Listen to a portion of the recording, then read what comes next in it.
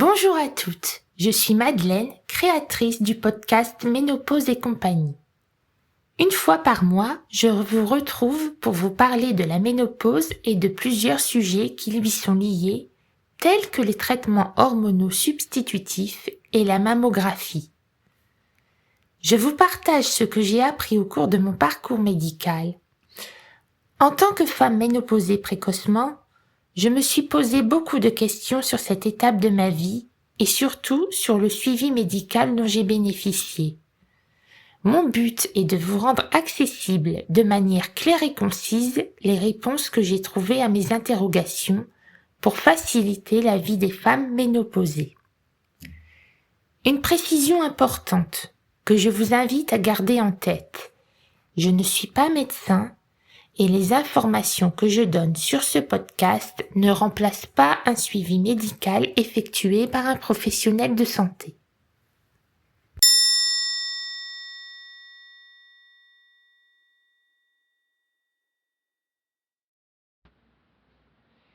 Chères auditrices, aujourd'hui, je vais vous parler de la densité mammaire. La densité mammaire correspond à la quantité de tissu glandulaire présent dans les seins comparativement à la quantité de tissu adipeux. C'est-à-dire que plus les seins comportent de tissu glandulaire, plus la densité mammaire est importante. Cette densité mammaire peut être modifiée par différents facteurs et notamment par la prise d'un traitement hormonal substitutif. En effet, comme je l'ai mentionné dans l'épisode numéro 2 intitulé le THS, la prise d'un traitement hormonal substitutif peut provoquer l'augmentation de la densité mammaire.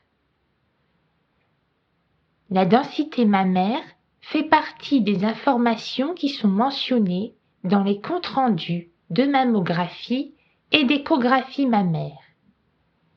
Elle peut être exprimée soit en utilisant les lettres de A à D ou les chiffres de 1 à 4. Une densité mammaire de type A correspond à une densité mammaire faible, c'est-à-dire que les seins ne comportent que très peu de tissu glandulaire. Vraiment, c'est le tissu adipeux, c'est la graisse qui est prédominant.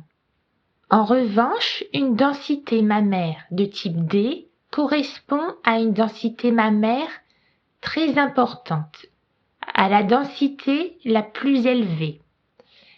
C'est-à-dire que la quantité de tissu glandulaire présent dans les seins est beaucoup plus importante que la quantité de tissu adipeux et même on peut dire que la quantité de graisse présente dans les seins est pratiquement inexistante lorsqu'il s'agit d'une densité de type D.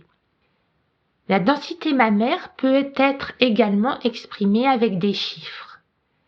Et il y a une correspondance entre les chiffres et les lettres, c'est-à-dire qu'une densité mammaire de type 1 correspond à une densité mammaire de type A.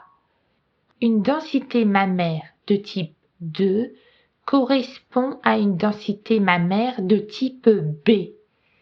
Et ainsi de suite jusqu'à la densité mammaire de type 4 qui correspond à une densité mammaire de type D. La densité mammaire peut également évoluer en fonction du fait qu'une femme soit ménopausée ou non.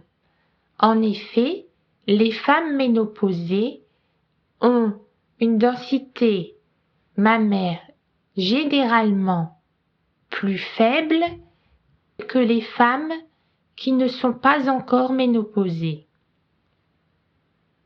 Il est important que vous prêtiez une attention particulière à votre densité mammaire lorsque vous recevez vos résultats d'examen. Ainsi que je l'ai expliqué dans l'épisode numéro 2 intitulé le THS, si vous avez des microcalcifications présentes dans les seins, elles apparaissent blanches sur les images de mammographie. Or, cela pose souci parce que, en cas de densité mammaire élevée, le tissu glandulaire apparaît blanc également sur les images de mammographie. Donc cela peut vraiment gêner la lecture de vos images d'examen par le radiologue. De même, il est important de discuter avec un professionnel de santé de la pertinence de stopper momentanément votre THS avant de faire une mammographie si vous souhaitez vraiment vous assurer que vos images d'examen soient véritablement les plus lisibles possibles.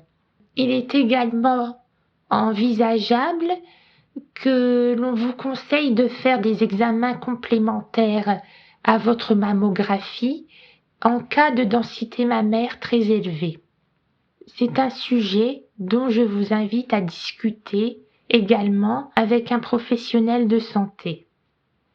Pour terminer, la densité mammaire et la classification ACR sont deux choses totalement distinctes.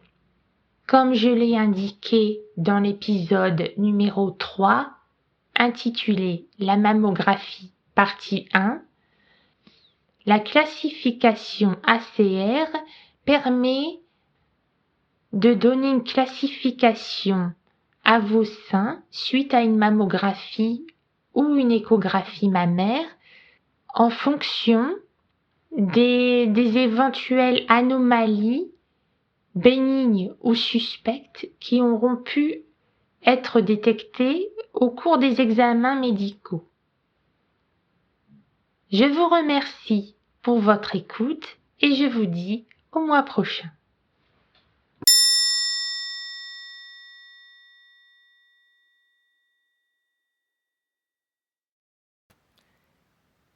Retrouvez le podcast Ménopause et compagnie chaque 3e jeudi du mois. Adressez-moi vos suggestions de thèmes d'épisodes sur l'adresse mail dédiée ménopauseetcompagnie@icamel.com.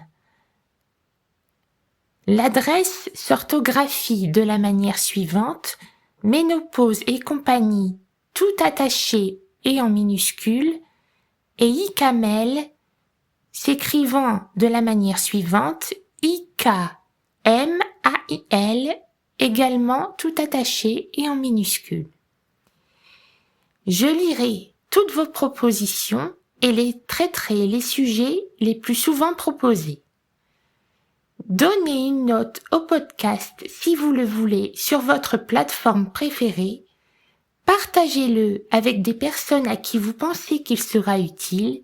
Cela l'aidera à se faire connaître et je vous en remercie.